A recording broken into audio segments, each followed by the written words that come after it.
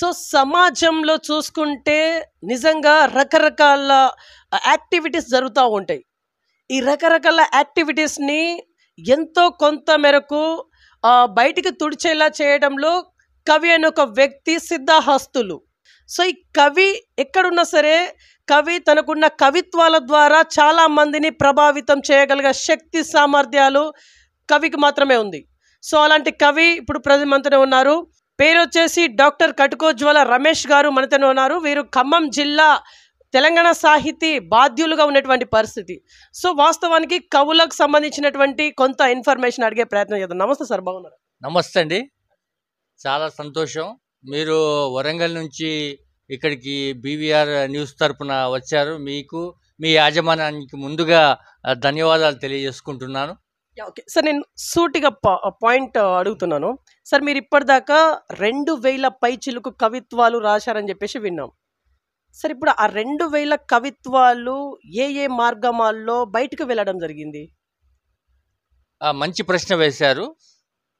ఇప్పటి వరకు నేను దాదాపు సుమారు 30 సంవత్సరాల నుంచి కవితలు రాస్తున్నాను. అనేక కవితలు అనేక అంశాల పట్ల వివిధ సామాజిక స్పృహ కలిగినటువంటి కవితలను రాయటం జరిగింది.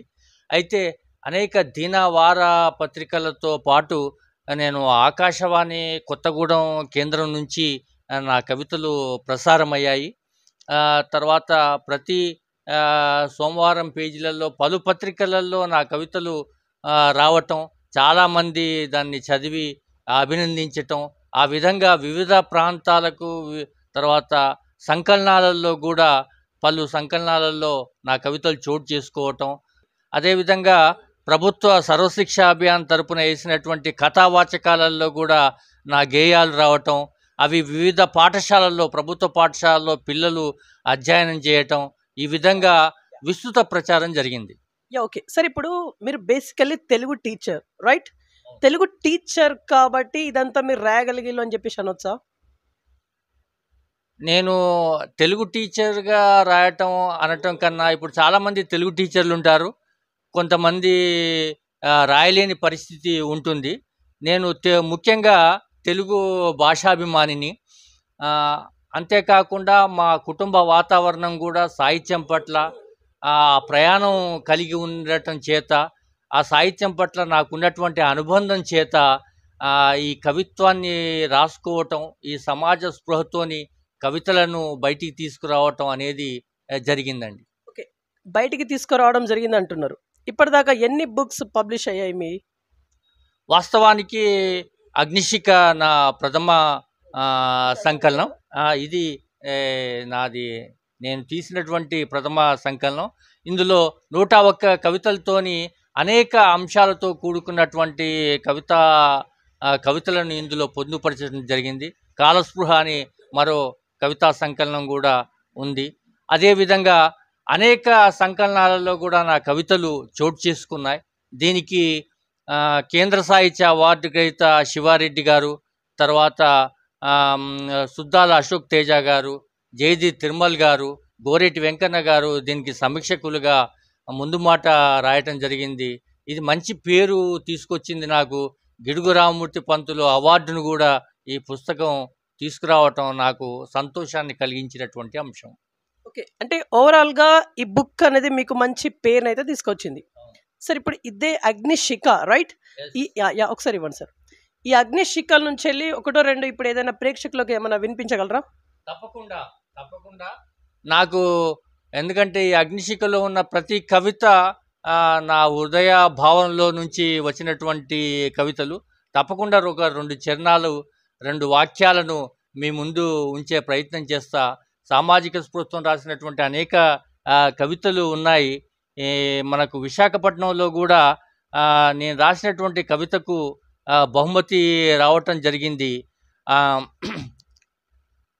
నాకు మనిషి కావాలి. మనం మానవత్వం మీద ఆలోచించేటప్పుడు మనిషి అనేది వ్యక్తి తెరమరుగవుతున్నటువంటి సందర్భంలో అనేక అంశాలు చోటు చేసుకుంటాయి. వాటిని స్పృశిస్తూ రాసినటువంటి కవిత, ఏది కలో, ఏది నిజమో, ఏది జీవమో, ఏది నిర్జీవమో ఈ మార్కెట్లో మనిషే ఒక వస్తువయ్యాక ఈ మార్కెట్లో మనిషే ఒక వస్తువయ్యాక మనిషిని గుర్తించలేకున్నాను. మహామేధావులు ఎవరైనా నాకు మనిషిని వెతికి పెట్టండి. డాలర్ వ్యామోహంలో విహంగాల ఎగిరిపోయిన నా సంతానం సాక్షిగా నన్ను నేను కోల్పోయి చాలా కాలమయ్యింది. ఇప్పుడు నన్ను నేను వెతుక్కోవడానికి నాకు మనిషి కావాలి అంటూ అనేక అంశాలను ఆ కవితలో స్పృశించడం జరిగింది. సమయాభావం చేత నేను ఈ కవితను కొద్దిగానే స్పృశించడం జరిగింది. చాలా అంశాలు దీంట్లో సామాజిక స్పృహతో కూడుకున్నటువంటి అనేక అంశాలను నాకు మనిషి కావాలి అనే శీర్షికలో ఉన్నటువంటి ఈ కవితలో నేను చెప్పటం జరిగింది. నెక్స్ట్, మీ అందరికీ తెలుసు, మనకు ప్రాచీన కాలం నుంచి బొట్టు పెట్టే ఉండేది. అది చాలామందికి మహిళలకు బాగా తెలుసు. దాన్ని నేను తలుచుకుంటూ రాసినటువంటి కవితను మీకు వినిపిస్తాను. పొద్దున్నే తలంటు స్నానం చేసి సందుగ నుండి బొట్టు పెట్టె తీసి అమ్మ ముస్తాబవటం నాకు బాగా తెలుసు. ఇంటెనక వసారా కింద కూర్చుండి బొట్టు పెట్టె తెరవగానే మూతకు ముందు బిగించిన అద్దంలో ముఖం నవ్వుతుండేది. ఆ చిన్న పెట్టెలో ఇరుప్రక్కల 2 అలమారాలు, గంధపు బరణలో కుంకుమ, సొరగుల్లో కాటుక, దువ్వెన, గాజులు, గుండీలు, ఉక్సులు, సూది, దారం వగైరా వగైరా సర్వం అందులోనే దాగుండేవి. ఆఖరికి జిందా తిల్స్మా సీసా కూడా. ఏది అవసరమైనా మా తలలో నాలుకై ప్రతిరోజు ప్రతిధ్వనించేది బొట్టు పెట్టె రహస్యపు సొరుగులో మాత్రం ముత్యపు ముక్కుపుల్ల, బంగారు పాపుడు బిళ్ళ భద్రంగా దాచేది అమ్మ. చెక్కతో చేసిన ఆ పెట్టెను అమ్మ ఎంత అపురూపంగా చూసేదో. అమ్మమ్మకు వాళ్ళ అమ్మిచ్చిందని, నాకు అమ్మమ్మిచ్చిందని, మనం అక్కకివ్వాలని పుట్టింటి ప్రేమల్ని పేనుకుంటూ బొట్టు పెట్టే వారసత్వాన్ని ఎంత గొప్పగా చెప్పేదో అమ్మ. అమ్మ కొంగు పట్టుకు తిరిగే నేను బొట్టు పెట్టే ముట్టుకుంటే కింద పడేస్తానేమోనని గద్దించేది. తన చెంత చేరి నా వారి కట్టు బొట్టు సరిచేస్తూ సాంప్రదాయాన్ని, సంస్కృతిని బొట్టు పెట్టి అంటిపెట్టుకునేది. ఇప్పుడు నిలువెత్తు డ్రెస్సింగు టేబుల్లున్నా చిన్న బొట్టు పెట్టే మధుర స్మృతుల తేనె పట్టేననిపిస్తుంది. బ్యూటీ పార్లర్లలో ఖరీదైన సింగారానికి మోములన్నీ తలవంచిన మారిన కాలం మా ఇంట్లోని బొట్టు పెట్టెను వెక్కిరించిన వెలేసిన ఓల్డ్ ఈజ్ గోల్డేననిపిస్తుంది. పాత సామానున్న గదిలో తలకిందులైన బొట్టు పెట్టెను ఇప్పుడు ఓ అనాథలా చూస్తున్నప్పుడు మనసంతా పగిలిన అర్థమవుతుంది. అంటే ఆనాటి వస్తువుల యొక్క విలువను మనం తెలుసుకోవటం కోసమే బొట్టు పెట్టె యొక్క ఆవశ్యకతను చెప్పే ప్రయత్నం చేశాను. ఆధునిక సమాజంలో మారుతున్నటువంటి వస్తువుల మీద ఎలాంటి ప్రేమలు పెరుగుతున్నాయి, కానీ పాతకాలపు వస్తువుల మీద ఉన్నటువంటి మమకారం ఎలాంటిదని ఈ కవిత్వంలో నేను చెప్పటం జరిగింది. ఓకే సార్, మీరు బేసికల్లీ ఎలాంటి కవులు అంటే మీకంటూ కొన్ని పేర్లతోని సంబోధిస్తూ ఉంటారు మిమ్మల్ని. మీరు ఎలాంటి కవులు? వాస్తవానికి సామాజిక స్పృహతో మేము రాసినటువంటి మేము అభ్యుదయ కవిగా నన్ను అందరూ మిత్రులందరూ అభినందించటం, చిన్నప్పటి నుంచి కూడా నాకు కొన్ని ప్రశంసలు ఆ విధంగా అభ్యుదయ కవిగా రావటం, అయితే ప్రజాకవిగా ముందుకు పోతున్నటువంటి అభినందనలు కూడా అందుకోవటం అనేది జరిగింది. అభ్యుదయ కవిగా నా ప్రయాణం కొనసాగుతుందని భావిస్తున్నాను. ఓకే. సో మీకు వచ్చిన బిరుదులు ఏంటి? మీ ఇంట్లో చాలా అవార్డ్స్ అయితే చూశాను నేను. అందులో బిరుదులు అంటే మీకు మంచి పేరును తీసుకొచ్చినటువంటి బిరుదు అంటే ఎక్స్రే అవార్డు నాకు మంచి పేరు తీసుకొచ్చి ప్రోత్సహించడం జరిగింది. అదేవిధంగా భావతరంగిణి అవార్డు, మానస సాహిత్య అవార్డు, తర్వాత కవిరత్న అవార్డు, అభ్యుదయ కవి అవార్డు, ఇలా తర్వాత గిడుగు రామమూర్తి పంతులు గారి పురస్కారం, ఇవన్నీ కూడా దాశరథి గారి పురస్కారం, ఇలాంటి అన్నీ కూడా నాకు నా కవిత్వం పట్ల నాకున్నటువంటి మక్కువను కానీ, నా ప్రయాణాన్ని కానీ అభినందించేటటువంటి ఆస్కారం నాకు లభించింది. ఓకే. సార్ ఇప్పుడు అంటే మీరు ఎట్లాగో 2000 కవిత్వాలైతే రాసిల్లు. వీటి ద్వారా ఎంతమంది ప్రజలు ఐ మీన్ వాళ్ళకుండేటువంటి చెడు అలవాట్లను దూరం చేసుకోవడం జరిగింది? ఎవరైనా మీకు ఫోను రూపంలో ఏమన్నా చెప్పడం జరిగిందా? వాస్తవానికి మనం రాసినటువంటి కవితల పట్ల స్పందించి, మనకు ఎంతో ఆత్మీయంగా ఫోన్ చేసి, "అన్న కవిత చాలా బావుంది. తన హృదయాన్ని కదిలించింది" అని ఫోన్ చేసే ఫోన్ కాల్స్‌ను చానా సార్లు, చానా సందర్భాల్లో అందుకోవటం జరిగింది. కానీ ఈ మధ్య కాలంలో నేను రాసినటువంటి 'జిందగీ' కవితకు ఒక యువకుడు స్పందించి, మీరు రాసినటువంటి ఆ కవిత, నిరుద్యోగి పట్ల మీరు రాసినటువంటి ఆ కవిత నన్నెంతో ప్రేరణకు గురి చేసింది. నేను నిరాశ నిస్పృహలలో ఉండి కూడా ఆ కవిత చదివి ఎంతో చైతన్యవంతం వైపు అడుగులు వేయటానికి పూనుకున్నాను. మిమ్మల్ని ఎప్పటికీ మర్చిపోనన్నా అని ఫోన్ చేయటం నాకు చాలా ఆనందాన్నిచ్చింది. ఇంకా కవిత్వాన్ని చదివి ఇలా మార్పు జరిగే వ్యక్తులు ఉండటం ఇప్పటికీ నాకు ఆనందాన్ని, ఆశ్చర్యాన్ని కలిగిస్తున్నటువంటి అంశాలు. ఓకే. ఇప్పుడు మీరు ఖమ్మం జిల్లా బాధ్యులుగా ఉన్నారు. తెలంగాణ సాహితీ సంస్థకి. సార్ ఇక్కడ కవి సమ్మేళనాలు మీ ఆధ్వర్యంలోనే జరుగుతా ఉంటాయి. కాకపోతే ఈ కవి సమ్మేళనాల్లో కొంత భిన్నాభిప్రాయాలు వస్తా ఉంది. పెద్ద కవులని, చిన్న కవులని, చిన్న కవులకి స్థానం ఇవ్వట్లేదని, పెద్ద కవులే లాక్కుంటున్నారని చెప్పేసి ఇట్లాంటి మాధ్యమాల్లో అక్కడక్కడ వింటా ఉన్నాం. మరి మీ ఆధ్వర్యంలో జరుగుతున్నటువంటి కవి సమ్మేళనాలు ఖమ్మం జిల్లాలో ఎలా ఉంది? ఖమ్మం జిల్లా పరిస్థితికి వచ్చేసరికి ఒక భిన్నమైనటువంటి అంశాలు కలిగి ఉన్నప్పటికీ, ఖమ్మం సాహిత్య గుమ్మం అంటే అనేక రకాలైనటువంటి సంస్థలు ఉన్నప్పటికీ, కవి సమ్మేళనాలు జరుగుతున్నాయనగానే కవి మిత్రులు అనుకునే ప్రతి ఒక్కరు కూడా ఆ కవి సమ్మేళనానికి వెళ్దాము, అటెండ్ అవుదాము అనేటటువంటి అంశాలు ఉన్నాయి.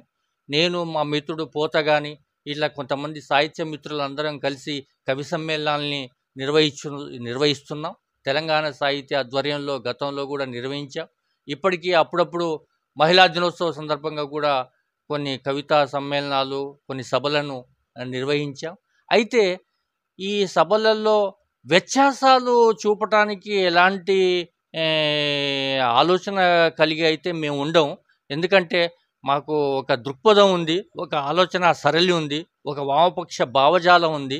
తర్వాత సామాజిక స్పృహతోని సమాజంలో జరుగుతున్నటువంటి అరాచకమైనటువంటి విషయాల పట్ల, అంశాల పట్ల ఒక అంశాన్ని ఇచ్చి, ఆ అంశం పట్ల ప్రతి ఒక్కరు కూడా స్పందించాలని మేము కోరటం, చాలామంది దానికి హాజరు కావటం, హాజరైనటువంటి వాళ్ళు ఎలాంటి వర్గ భేదాలు లేకుండా, పెద్ద చిన్న కవులు అనేటటువంటి భావన లేకుండా ప్రతి ఒక్కరిని వేదిక మీదకి ఆహ్వానించి, వారిని అభినందించి, వారికి ఒక స్థానాన్ని కల్పించటం అయితే మా వంతుగా మేము చేసాం. ఓకే సార్, ఇప్పుడు కవిత్వం బ్రతికే ఉంది అన్నదానికి ఏమైనా నిదర్శనం ఏమైనా ఉందా? ఇప్పుడు అది నిరంతర ప్రక్రియ. ఎందుకంటే కవిత్వం బ్రతికి లేదు అని అనకూడదు అసలు. ఎందుకంటే యుగాలు ఉన్నంతకాలం ఈ లలిత కళలు ఉంటాయి, అందులో సాహిత్యం ఉంటుంది, కవిత్వం తప్పకుండా ఉంటుంది.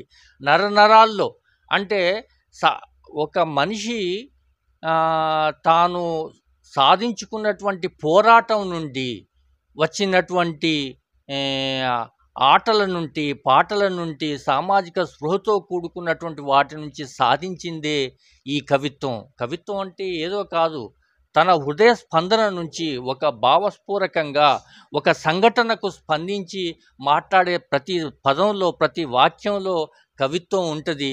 దాన్ని కవిత్వీకరించి ప్రజల్లోకి తీసుకుపోయినప్పుడు తప్పకుండా అది ఎప్పటికీ అలరారుతూ ఉంటుంది. పాట ప్రజాయుధం, కవిత్వం వజ్రాయుధం అంటారు.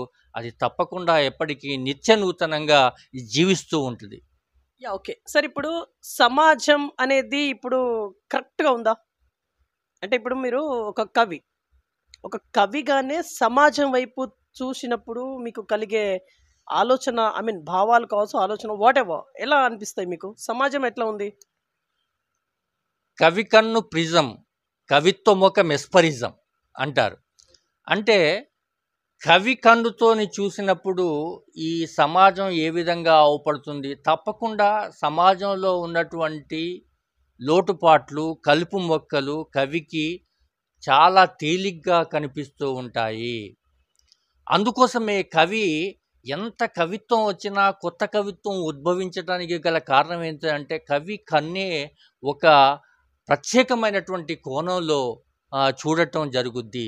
అలాంటి ఎక్కడైతే కలుపు మొక్కలు ఉన్నాయో, ఎక్కడైతే అవినీతి ఉందో, ఎక్కడైతే దుర్మార్గం ఉందో, ఎక్కడైతే సక్రమమైన మార్గం ఉండదో అక్కడ తప్పకుండా కవి కలాన్ని జులిపిస్తాడు, కవి శరాన్ని సంధిస్తాడు. అది నేటి కవులు చేస్తున్నటువంటి ప్రయత్నం. అలాంటి ప్రయత్నాన్ని ఎప్పటికీ మనం అభినందించాల్సినటువంటి అవసరం ఉంది. ఓకే. అంటే కవికి చాలా వాల్యూ అయితే ఉంది. కానీ ఇదే మీ కవులలోనే పెద్ద కవిని కదా, నేను చిన్న కవిని కదా అని చెప్పేసి ఒక అహంభావాలు కూడా ఉంటాయనేది ఇది సత్యమా అసత్యమా? నేను బయట వింటున్నటువంటి మాట ఇది. అయితే మీరు మంచి ప్రశ్న వేశారు. ఎందుకంటే పెద్ద కవులు, చిన్న కవులు ఒకనాడు గండపెండారాలను ధరించినటువంటి కవులని, మహా అష్టదిగ్గజాల కవులు ఉండేవాళ్ళు, వాళ్ళే కవులని, ఇలాంటి ఆరోపణలు ఉండేటి. వాస్తవానికి పెద్ద కవులు, చిన్న కవులు అని ఇప్పటికీ మాట్లాడుకోవటం అనేది జరుగుద్ది. కానీ వాస్తవానికి కవిత్వానికి తూకం వేసే గీటురాయి అంటూ ఏదీ లేదు. మామూలు కవి, ప్రారంభ కవి, వర్ధమాన కవులు కూడా గొప్ప కవిత్వం రాస్తున్నటువంటి పరిస్థితిని నేడు చూస్తున్నాం. అబ్బా, ఎంత చక్కగా రాశాడు ఈ యువ కవి, చాలా అద్భుతమైనటువంటి కవిత్వాన్ని రాశాడే అని మనం అనుకుంటాం. మాకు శివారెడ్డి గారు కూడా ఒక మాట చెప్పారు. ఇప్పటి యువ కవుల నుంచి నేను చాలా నేర్చుకున్నటువంటి సందర్భాలు ఉన్నాయంటే నాకు చాలా ఆశ్చర్యం అనిపించింది. అంటే కొత్త తరం కవుల్ని కూడా వారు అభినందిస్తూ ఆహ్వానిస్తున్నటువంటి సందర్భం. కాబట్టి పెద్ద కవులు, చిన్న కవులు అనేటటువంటి భావన ఉంటే ఉండవచ్చు, కానీ వాస్తవానికి అందరినీ ఆహ్వానించాలి. కవిత్వం ఒక గొప్ప నానుడిని క్రియేట్ చేస్తుంది. ఎవరైతే గొప్పగా ఉపమానాలతోని, గొప్ప అద్భుతమైనటువంటి కోణాలతో రాయగలుగుతారో అది గొప్ప కవిత్వంగా వర్ధిల్లుద్ది. అది గొప్ప వ్యక్తి రాశాడా, మామూలు వ్యక్తి రాశాడా అనేది ఏమీ ఉండదు. కవిత్వానికి ఒక సాధారణమైన పరిస్థితి తప్పకుండా లభిస్తుంది. ఒక ఉన్నతమైనటువంటి స్థానం లభిస్తుంది మంచి కవిత్వానికి. ఓకే సార్, మీరు గవర్నమెంట్ నుంచి ఏమైనా ఆశిస్తూ ఉన్నారా మీ కవులందరూ? ఎందుకంటే గవర్నమెంట్ నుంచి ఎట్లాంటి సహకార్యాలు మీకు దక్కట్లేవు అనేది నిజం. మరి ఏమైనా ఆశిస్తూ ఉన్నారా? ప్రాచీన కాలం నుంచి మనం ఇప్పుడు మన వీరేశలింగం పంతులు గారి ఇల్లు అయితేంది, జాషువా గారిది అయితేనేమి, ప్రభుత్వ ప్రోత్సాహాలు లేకుండా వాళ్ళు ఉన్నటువంటి పరిస్థితులు మేము దాశరథి గారి స్వగ్రామం గూడూరు వెళ్ళినప్పుడు అక్కడ పరిస్థితిని కానీ చూసినప్పుడు ప్రభుత్వం ఎందుకు ప్రముఖమైనటువంటి కవులను, కొద్దిగా కవిత్వం కోసం పాటుపడే కవులకు సరైనటువంటి ప్రోత్సాహం ఇంకా ఇవ్వలేక పోతుందనేటటువంటి పరిస్థితి ఉంది. నిరుద్యోగమైన అనుభవిస్తున్నటువంటి కవులు ఉన్నారు. వాళ్ళకు తప్పకుండా సాహిత్య వృత్తిని కొంత కల్పించి వాళ్ళని ప్రోత్సహించాల్సినటువంటి అవసరం ఉంటుంది. అలాంటి కవుల యొక్క రచనలను పుస్తక రూపంలో తీసుకురావాల్సినటువంటి అవసరం ప్రభుత్వం మీద ఉందని భావిస్తున్నాం. తప్పకుండా వాళ్ళ ఆర్థిక సహకారం ఉండాలి, వాళ్ళ ప్రోత్సాహం ప్రభుత్వం ఉన్నప్పుడే కదా. ఒకప్పుడు రాజులు తప్పకుండా వాళ్ళ ఆస్థానాల్లో కవుల్ని గండపెండారాలతోని గౌరవించి రత్నాలు ఇచ్చి వాళ్ళను ఆస్థాన కవులుగా ఉంచుకున్నటువంటి సందర్భం. ఈనాడు పోను పోను ఆ కవులకు ఆదరణ లోపిస్తుందనేది మాత్రం వాస్తవం. ప్రభుత్వం కినుకు వహించకుండా తప్పకుండా సహాయ సహకారాలు అందించాలని మా కవుల తరపున మేము కోరుకుంటున్నాం. ఓకే సార్, ఇప్పుడు మీ కవిత్వాలు ఏ ఏ మాధ్యమాల ద్వారా ప్రసారితం అవుతా ఉంది బయటికి? ఏ ఏ మాధ్యమాల ద్వారా మీ కవిత్వాలు? వాస్తవానికి ఇప్పుడు చాలా మార్పు చెందింది. ఒకప్పుడు కవిత్వం ప్రచారం కావటానికి చాలా కష్టపడేవాళ్ళం. ఎందుకంటే ప్రింట్ మీడియా నుంచి మాత్రమే బయటికి పోయే సందర్భాలు ఎక్కువగా ఉండేటి. కానీ ఇప్పుడు చేతిలో సెల్ చరవాణి వచ్చిన తర్వాత మనం ఫేస్బుక్లలో పెడుతున్నాం, అనేక గ్రూపులలో పెడుతున్నాం. తర్వాత ఇంతే కాకుండా టీవీలలో, తర్వాత ఆకాశవాణి కేంద్రాల నుంచి ఇట్లా అనేక రకాలైనటువంటి వివిధ మాధ్యమాల ద్వారా కవిత్వం విరివిగా వెళ్ళిపోతుంది. బ్లాగుల ద్వారా వెళ్ళిపోతుంది, ప్రత్యేకమైన పేజీల ద్వారా వెళ్ళిపోతుంది. చాలా ప్రచారం కావటానికి ఈనాడు సెల్లు మనకు చాలా ఉపయోగపడుతుంది. పత్రికలు చాలా ఉపయోగపడుతున్నాయి. ప్రచార మాధ్యమాలు చాలా వెన్నుదన్నుగా ఉంటున్నటువంటి సందర్భం. ఓకే సార్, ఇప్పుడు అంటే నేటి తరానికి మీ కవిత అనేది ఏం చెప్తా ఉంది? సూటిగా నేటి తరాలకి మీ కవిత ఏం చెప్తుంది? తప్పకుండా ఒక మాట మాత్రం చెప్పగలను. ఎందుకంటే ప్రతి కవిత్వంలో ముగింపుగా నేను ఒక ఆదర్శాన్ని తప్పకుండా జోడించి చెప్పే ప్రయత్నం చేస్తుంటా. యువతరానికి కానీ మాకున్నటువంటి ఈ ఆలోచన విధానంతో ఎలాంటి ఒడిదొడుకులను ఎదుర్కొంటాడో, తప్పకుండా మనిషికి ఎలా నడవాలో గాయం, మన కాలికి తగిలిన గాయం మనకు నేర్పిస్తుంది. అదేవిధంగా మనం ఎలా ప్రవర్తించాలో అనేది అనుభవం తప్పకుండా చెబుతుంది. అనుభవపూర్వకంగా చెప్పినటువంటి మన అక్షరాలు మనని తీర్చిదిద్దుతాయి. అక్షరమే ఆయుధంగా మనం ఉపయోగించుకోవాలి. అందరూ విద్యావంతులు కావాలి.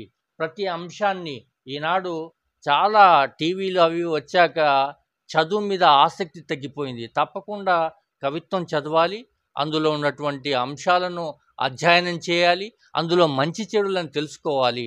మేము రాసేటటువంటి అంశాలలో తప్పకుండా నిరాశ నిస్పృహలకు లోను కావద్దు, చావులను వెతుక్కోవద్దు, తర్వాత ఆత్మహత్యలు చేసుకోవద్దు. చాలా చైతన్యవంతంగా, ధైర్యంగా, పోరాట పటిమను నేర్పేటటువంటి అంశాలను మా కవిత్వంలో జోడిస్తున్నటువంటి సందర్భం ఉంది. దాని ద్వారా యువతకు ప్రేరణ జరుగుద్దని మేము భావిస్తున్నాం. ఓకే సార్, ఇప్పుడు మీరు 2000 కవిత్వాలు రాశారు కదా, 2000 పైచిలుకు అని మీరు అన్నారు. కానీ ఈ బుక్స్ రూపంలో పబ్లిష్ చేయడానికి మీరు ఎందుకని ఆసక్తి చూపించట్లేదు? Any reasons? వాస్తవానికి వృత్తిరీత్యా నేను ఉపాధ్యాయుడిని. ఉదయం నుంచి సాయంత్రం 5 గంటల వరకు మేము మా వృత్తిలోనే గడిపేటటువంటి సందర్భాలు. ఏనాడైనా ఆదివారమో సెలవు దినాల్లో వస్తే మా సాహిత్య సభలకు వెళ్ళటం, సభల్ని నిర్వహించటం, ఆ కార్యక్రమాలు చేయటం, ఇది సరిపోద్ది. పుస్తకం వేయటం అనేది ఒక ప్రత్యేకమైనటువంటి శ్రద్ధ. 10 మందిలోకి మన పుస్తకాన్ని పంపిస్తున్నామంటే కవర్ పేజీ ఏ విధంగా ఉండాలి, ముందు మాటలు ఎవరితో రాయించాలి, తర్వాత ఏ కవితలను పెట్టాలి, ఇదంతా ఒక వర్క్తో కూడుకున్నటువంటిది. ఇది కొంతమందికి ఆసక్తి ఉంటుంది, తప్పకుండా ఆ కోణంలో చేస్తుంటారు. కానీ ఏదో పని ఒత్తిడిలో బాధ్యతలు, కుటుంబ బాధ్యతలు చాలామంది చాలా వరకు ప్రాచీన కాలంలో కూడా వేమన్ లాంటి వాళ్ళు, వీళ్ళంతా కూడా వాళ్ళ రచనల్ని ఏమీ అచ్చువేయించుకోలేని సందర్భాలు ఉన్నాయి. చాలామంది కవుల చరిత్రలు చదివినా కానీ ఆ ప్రతులన్నీ కాలిపోయి చాలా అసలు అవి అనుమతిలో లేని సందర్భాలు కూడా ఉన్నాయి. కానీ నేటి తరంలో అనేక ఆధునిక పరిసరాలను కానీ, తర్వాత ఎక్విప్మెంట్స్ కానీ వచ్చాయి. సరే, వాటిని వినియోగించుకుని చేయటానికి ఒక ప్రత్యేకమైన సమయం ఉండాలి. దాంట్లో కొద్దిగా నిరాసక్తత ఉన్నప్పటికీ దాన్ని అధిగమించే ప్రయత్నాలు తప్పకుండా చేయాల్సినటువంటి అవసరం ఉందని భావిస్తున్నాను. ఓకే సార్, యాక్చువల్లీ మీకు గుర్తింపు దక్కిందా? ఇప్పుడు చాలా అవార్డ్స్ ఉన్నాయి, బిరుదులు వచ్చాయి మీకు, అవి ఇవి అని చెప్పి చాలా చెప్పుకున్నారు. ఓకే, 2000 పైచిలకు కవిత్వాలు కూడా మీరు రాసిళ్ళు. బట్ ఇక్కడ ఎన్ని చేసినా కూడా గుర్తింపు అనేది ఒకటి ఉంటుంది. ఆ గుర్తింపు మీకు లభించిందా?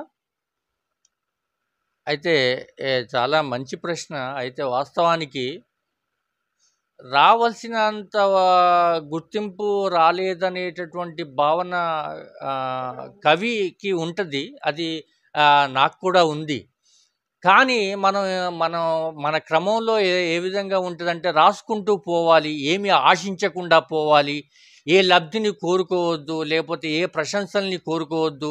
కవి అనేవాడు సమాజానికి రాస్తూ పోవాలి తప్ప ఇవన్నీ పటాటోపాలను ఆశించద్దు అనుకుంటాం. కానీ ఇంకా మనకు రావాల్సిన గుర్తింపు రావట్లేదే అనేటటువంటి భావన మాత్రం తప్పకుండా ప్రతి కవికి ఉంటుందని నేను అనుకుంటున్నా.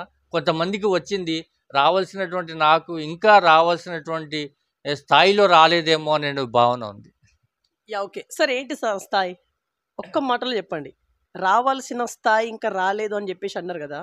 ఆ రావాల్సినటువంటి స్థాయి ఏంటిది? వన్ వర్డ్ ఆన్సర్ ఇవ్వండి. Only one word answer. అంటే మన రాష్ట్ర స్థాయిలో కొన్ని పురస్కారాలు కానీ, కొన్ని అవార్డులు కానీ, కొన్ని ప్రశంసలు కానీ, వాటికి ఈ విరివిగా రాసే కవులు ఇంకా నోచుకోని సందర్భాలున్నాయి. ఆ కోణంలో వెనకబడ్డామనిపిస్తుంది. వెనక పడ్డారా? పడేలా చేశారా?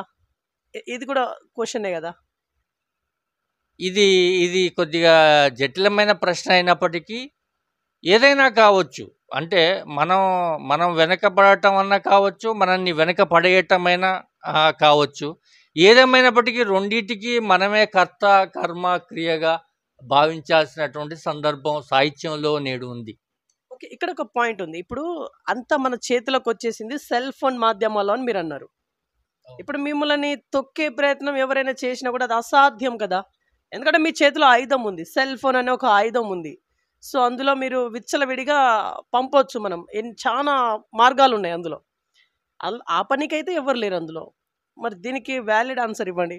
తప్పకుండా. ఎందుకంటే ఈనాడు మన సెల్ ఫోన్ ద్వారా ప్రచారం చేసుకుంటున్నాం కాబట్టి ఈనాడు మీరు ఇంటర్వ్యూ చేయడానికి రావటానికి కానీ, ఈ మాత్రం గుర్తింపు దక్కటానికి కానీ అది స్వయం కృషితోని జరిగినటువంటి చర్య తప్ప ఎవరో మనల్ని ప్రోత్సహించటం కాకుండా ఇలాంటి జరుగుతున్నాయంటే మన కృషి ఫలితంగానే జరిగినాయని నేను భావిస్తున్నాను. Yeah! Okay. Sir last and finally interview ముగించే ముందు ఏం చెప్పి ముగించాలనుకుంటున్నారు? ఫైనల్ వన్ ఇక. తప్పకుండా సాహిత్య రంగంలో సాహిత్య కృషి చేసేవాళ్ళు తప్పకుండా ఒక ఆశయంతోని, ఒక పట్టుదలతోని ముందుకు పోవాల్సినటువంటి అవసరం ఉంటుంది. తప్పకుండా ఆ ఆదరణతోని ముందుకు రావాల్సినటువంటి అవసరం ఉంటుంది. అయితే కవిత్వం అంటే అది గగన వీణను శృతి చేయటం లాంటిది, కడలి వెంట కాపురం లాంటిది. దాన్ని బాగా గుర్తుపెట్టుకుని ఆ కవి దాని మీద సానబట్టుకుని ముందుకు పోవాల్సినటువంటి అవసరం తప్పకుండా ఉంటుంది.